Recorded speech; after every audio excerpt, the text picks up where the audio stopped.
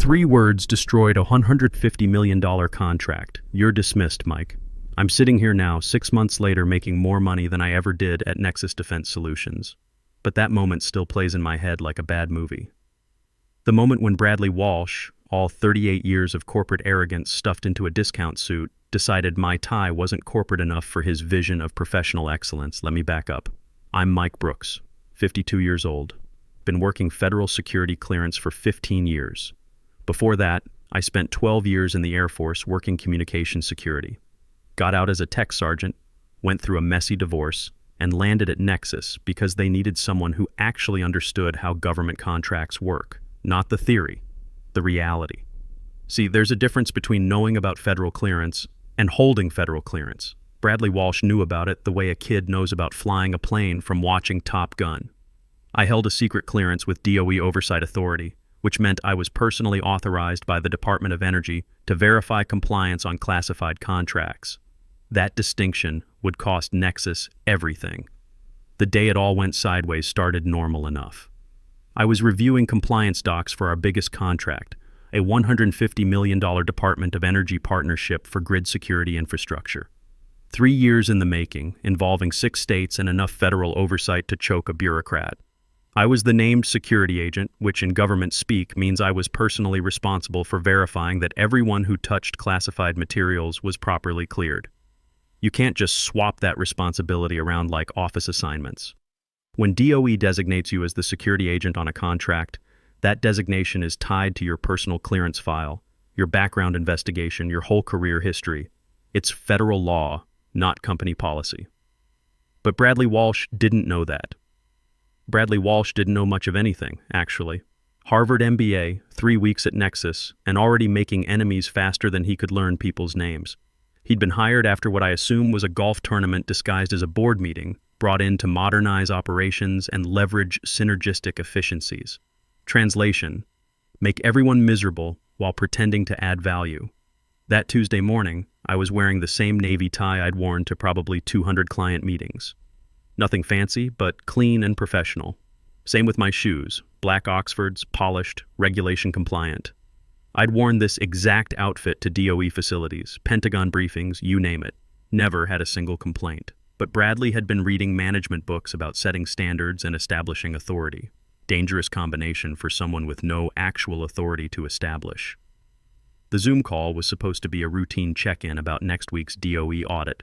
Instead, I got a lecture about professional appearance standards from a guy who probably learned about dress codes from a PowerPoint presentation.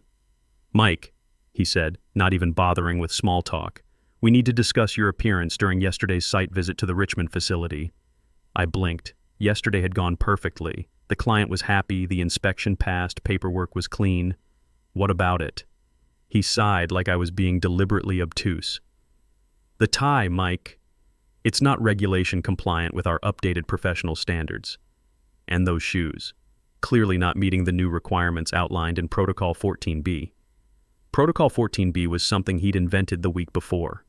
A dress code enhancement that nobody had actually read because it was buried in a 47-page email about operational improvements, the kind of document you send when you want to say you communicated something without actually communicating it.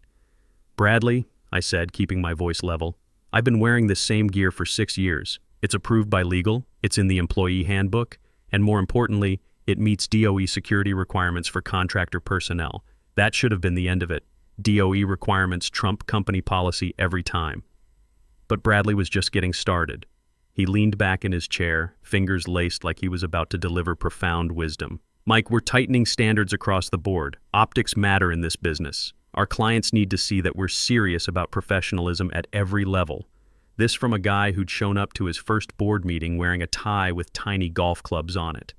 "And frankly," he continued, "this isn't negotiable. We need team members who can adapt to evolving standards without pushback. Effective immediately, you're dismissed." The words hung in the digital air like smoke from a house fire. Dismissed. Not terminated, not laid off, not restructured. Dismissed. Like I was a kid who'd talked back in class. No HR representative on the call. No documentation. No opportunity to respond. Just Bradley Walsh playing CEO with someone else's career. because he'd decided my tie represented some kind of threat to his authority. I didn't yell, didn't argue, didn't even ask if he was serious. I just stared at his pixelated face for about 10 seconds, then reached over and closed my laptop.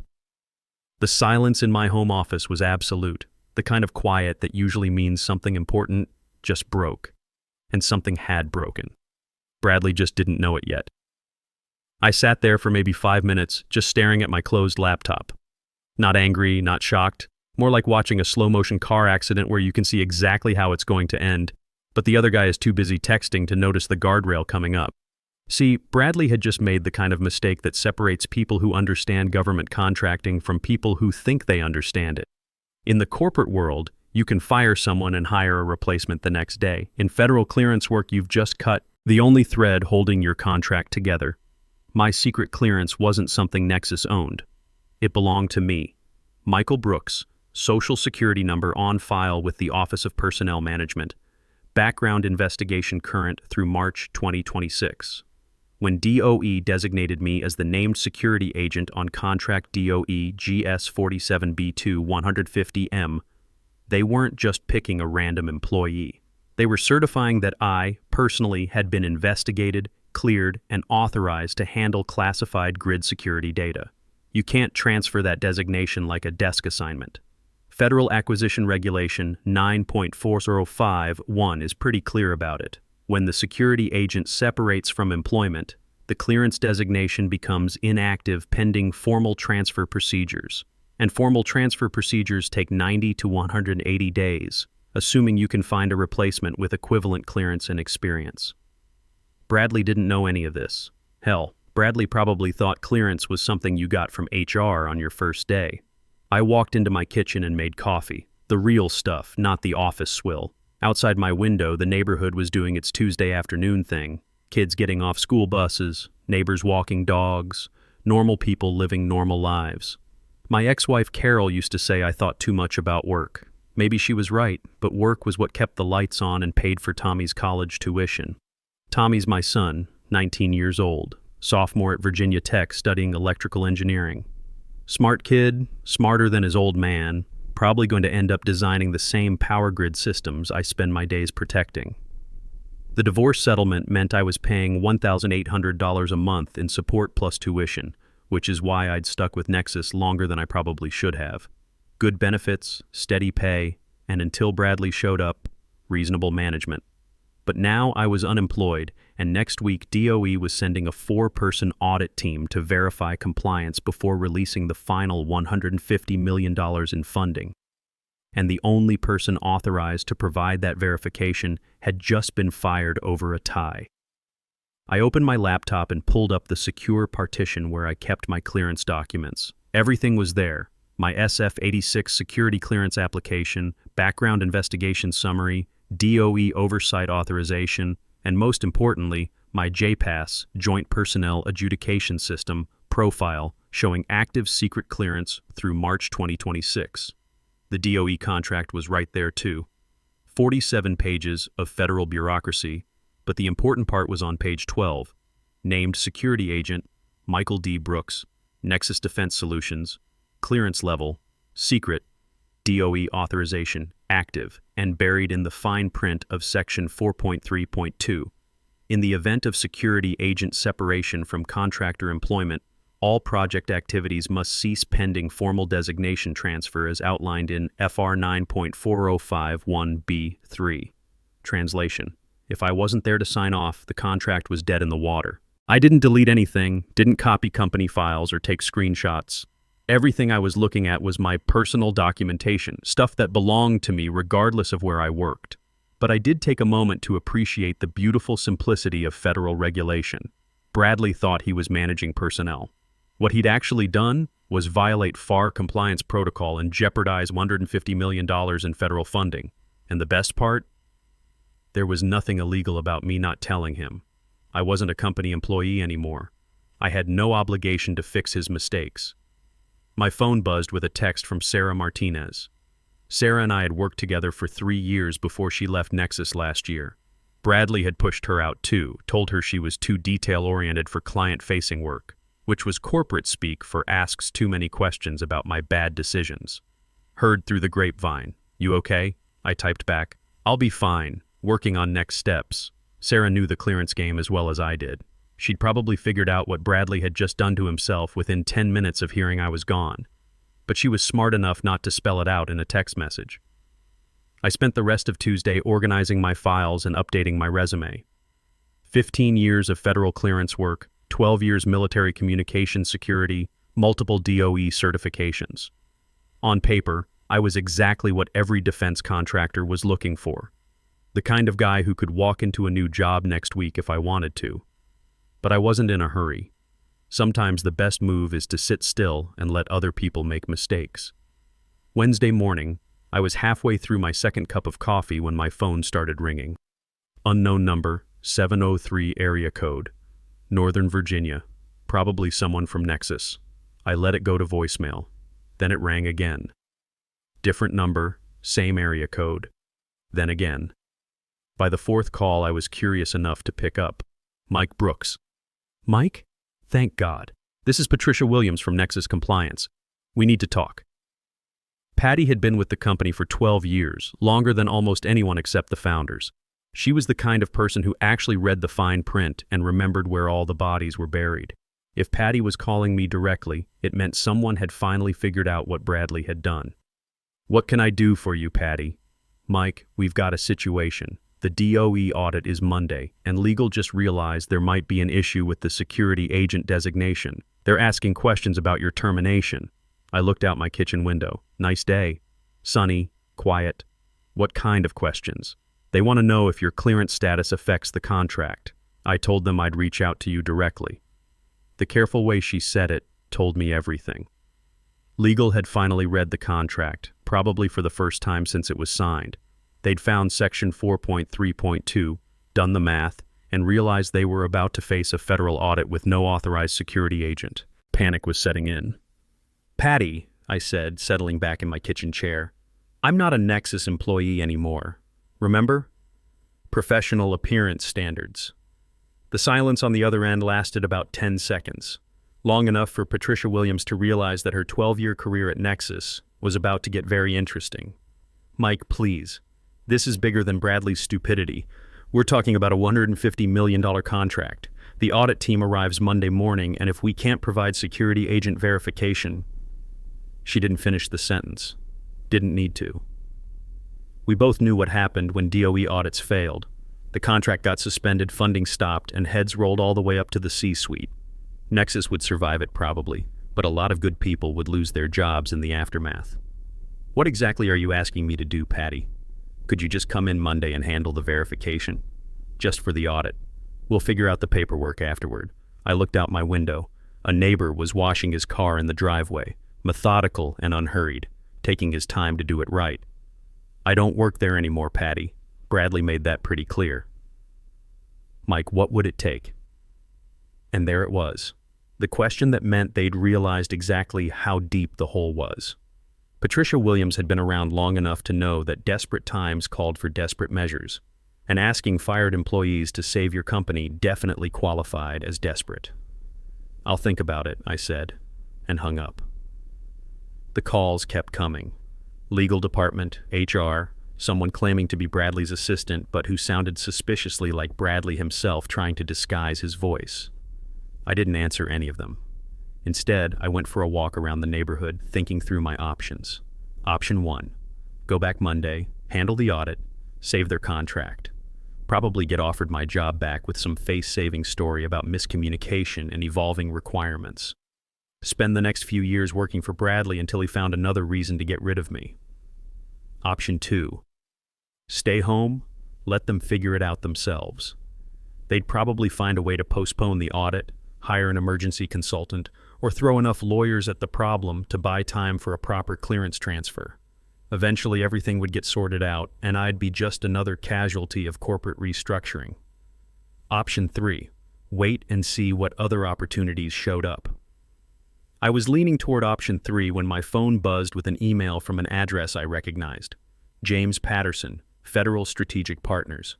Jim and I had served together at Ramstein Air Base back in the late 90s. He'd gotten out a year before me and gone straight into government liaison work. Smart guy, good connections, the kind of person who understood how federal contracting really worked. Subject line, heard you might be available. Mike, word through the network is you're no longer with Nexus. Assuming that's true, I've got something that might interest you. DOE oversight position just opened up with our Federal Energy Task Force. Primary security liaison, multi-state authority, Tier 3A clearance required, $315 per hour, flexible schedule, work location negotiable. Contract specifically excludes Nexus Defense and subsidiaries. Interested? Jim. I read the email twice, $350 per hour. That worked out to about $655,000 per year if I kept busy, nearly double what Nexus had been paying me. And the best part was the exclusion clause. I'd never have to deal with Bradley Walsh or his management philosophy again. I hit reply and typed, very interested. Send details.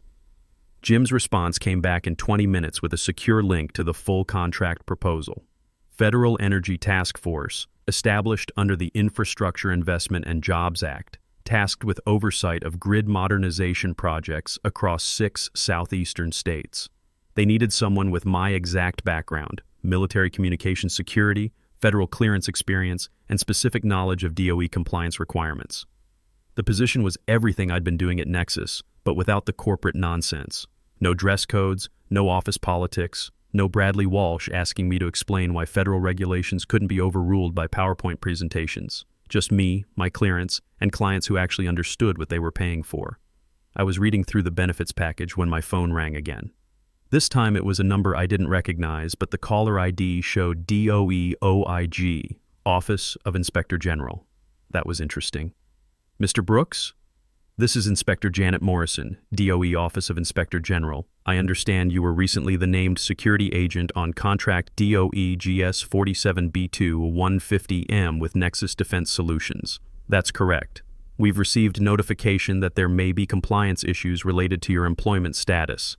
Could you verify your current relationship with Nexus Defense? I sat up straighter. When DOE Inspector General calls you directly, it means someone has filed a formal complaint or identified a potential regulatory violation. Someone at Nexus had probably tried to explain the situation and made it worse. As of Tuesday, I'm no longer employed by Nexus Defense Solutions. I see. And were you provided with proper notification procedures regarding clearance designation transfer as required under FAR 9.405? No, ma'am. I was terminated via video conference for alleged dress code violations. No documentation was provided regarding clearance procedures. There was a pause while she made notes. Mr. Brooks, we're opening a formal inquiry into potential FAR compliance violations related to this contract. You may be contacted for additional information. In the meantime, please preserve all documentation related to your clearance status and employment with Nexus. Understood. After she hung up, I sat back and tried to process what had just happened. DOE Inspector General didn't open formal inquiries lightly. Someone at Nexus had really screwed up, probably by trying to claim they could proceed with the audit without proper security agent authorization. My phone buzzed with another call. This time it was Patricia Williams again, and she sounded like she was having a panic attack. Mike, we just got a call from DOE Inspector General. They're asking about compliance violations. What did you tell them? I told them the truth, Patty. I was fired Tuesday for dress code violations, and nobody mentioned anything about clearance transfer procedures. Oh God. Legal is freaking out. Bradley's in meetings with the partners. They're talking about postponing the audit. Too late for that. Once DOE Inspector General got involved, postponing wasn't an option. They'd want answers, documentation, and probably a few heads-on platters. Patty, I'm sorry this is happening, but it's not my problem anymore. I didn't create this situation. Mike, please. What would it take to make this go away? I looked at Jim Patterson's contract offer still open on my laptop screen. $300 per hour, federal benefits, and the satisfaction of working with people who respected experience over politics. It's too late, Patty. The train's already left the station. I signed Jim Patterson's contract Friday afternoon with my good pen, the cross my dad gave me when I made tech sergeant. 20 pages of federal bureaucracy, but it all boiled down to one simple fact. I was about to make twice as much money doing the same work for people who actually understood what they were buying. Monday morning, I was sitting in my kitchen drinking coffee and reading the Washington Post when my phone started buzzing with texts. Sarah Martinez first. Holy shit, Mike. Turn on Channel 7. Then Patricia Williams. You need to see the news. Then 3 more from numbers I didn't recognize, all saying basically the same thing. I turned on the TV, and there it was, crawling across the bottom of the screen. DO suspends $150 contract with Nexus Defense following compliance violations. The talking head was reading from what looked like a prepared DOE statement about irregularities in security clearance protocols and ongoing investigation by the Office of Inspector General. Nexus Defense Solutions' stock price was already down 12% in pre-market trading. My phone rang. Jim Patterson. Mike, you watching the news? Yeah. Any chance that compliance violation has anything to do with your sudden availability? I took a sip of coffee. Let's just say some people learned the hard way that federal clearance isn't transferable property. Jim laughed. Well, their loss is our gain. When can you start? How about this afternoon? The DOE audit at Nexus apparently lasted about 45 minutes. Long enough for the lead auditor to ask for the named security agent, get told that person was no longer with the company, and politely explain that the contract was therefore void pending formal compliance review. No drama, no shouting, just bureaucratic efficiency at its finest. Bradley Walsh tried to argue that they could assign someone else temporarily. The auditor explained that federal law didn't work that way. Bradley asked if there was some kind of exception process. The auditor handed him a business card for the DOE Inspector General's office and suggested he direct all future questions there. By noon, Bradley was cleaning out his office. By 2 p.m., his LinkedIn profile read, former VP of Operations. By Friday, he was completely scrubbed from the Nexus website like he'd never existed. I heard most of this through Sarah, who still had friends inside the company. According to her sources, the board meeting that followed the audit was epic. Lots of shouting, finger-pointing, and demands for explanations about how a $150 million contract could be derailed by a dress code dispute. The answer, of course, was that it wasn't really about dress codes. It was about a kid with an MBA who thought authority came from making arbitrary rules instead of understanding the business. Bradley had fired me because he wanted to establish dominance. What he'd actually done was demonstrate that he had no idea how federal contracting worked. The DOE Inspector General's report, when it finally came out 6 weeks later, was a masterpiece of bureaucratic understatement. Nexus Defense Solutions failed to follow established procedures for clearance designation transfer, resulting in contract non-compliance and potential security protocol violations. Translation: they screwed up so badly that DOE was considering barring them from future federal contracts.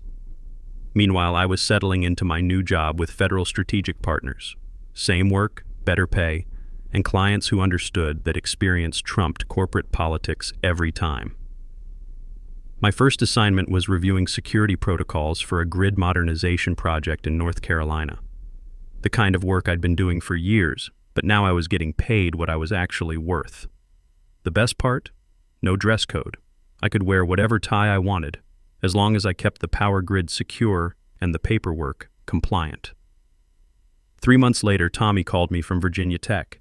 He'd been accepted into an advanced electrical engineering program with a focus on grid infrastructure. Full scholarship, paid internship, the works. Smart kid, definitely going to do better than his old man. Dad, he said, I've been reading about this stuff you do. Federal clearance, grid security, all that. It's actually pretty cool. It has its moments. Think there's room in the field for another Brooks? I smiled. Always room for people who understand that the details matter, son. Carol, my ex-wife, even called to congratulate me on the new job. We'd been divorced for 8 years, but she's still worried about my career prospects. You sound happier, she said. More relaxed. She was right. Turns out, getting fired for wearing the wrong tie was the best thing that could have happened to my career. I was making more money, working with better people, and doing the same job I'd always done, just for clients who actually appreciated expertise over image. 6 months after the Nexus disaster, I was reviewing a DOE compliance report when I came across an interesting footnote. Nexus Defense Solutions had been barred from bidding on federal contracts pending completion of remedial compliance training and organizational restructuring. They'd lost their federal clearance authorization entirely. I didn't feel sorry for them. Bradley Walsh had made his choice when he decided that my tie was more important than my 15 years of experience. The federal government had made their choice when they decided that clearance protocols mattered more than corporate convenience. And I'd made my choice when I took a better job with people who understood what they were paying for. These days, I work from home most of the time. No commute, no office politics, no young VPs telling me how to dress. Just me, my clearance, and clients who know the difference between authority and competence. Sometimes I drive past the old Nexus building on my way to client meetings. The parking lot is emptier than it used to be. The lobby doesn't have as many fancy displays. Word is they're still rebuilding their federal contracts division, but it's tough when you've got a reputation for not understanding your own business. I don't feel vindicated, I feel practical.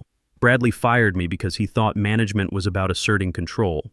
What he learned too late was that some things can't be controlled, like federal law, government auditors, and the consequences of firing people you don't understand.